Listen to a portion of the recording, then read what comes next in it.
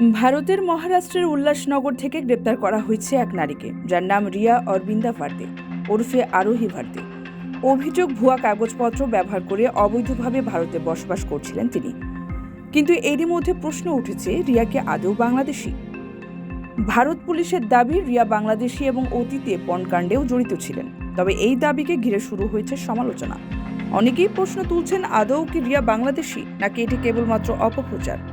নেটিজেনরা বলছেন, রিয়া নামের কোনো বাংলাদেশি তারকাকে চেনেন না তারা। কেউ বলছেন তাকে কখনো বাংলাদেশের কোনো নাটক, ওয়েব ফিল্ম বা মিডিয়ায় দেখা যায়নি। রিয়া ভার্দেকে বাংলাদেশি নীল তারকা হিসেবে চিহ্নিত করায় অনেকে এটিকে বাংলাদেশের বিরুদ্ধে ভারতীয় মিডিয়ার অপপ্রচার বলেও মনে করছেন। কিন্তু পুলিশ বা মিডিয়া এখন পর্যন্ত কোনো প্রমাণ দিতে পারেনি যে রিয়া বা তার পরিবার বাংলাদেশের সঙ্গে সম্পৃক্ত।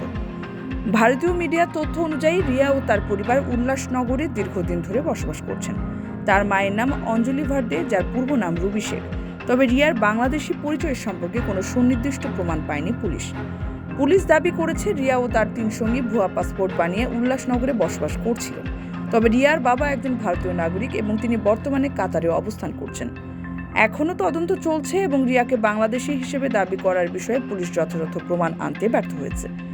রিয়া ভার্দে আদৌ বাংলাদেশি কিনা তা এখনো পর্যন্ত স্পষ্ট নয়। তবে এই ঘটনার পর ভারতীয় মিডিয়া এবং পুলিশের ভূমিকা নিয়ে নেটিজেনদের মধ্যে ব্যাপক সমালোচনা শুরু হয়েছে।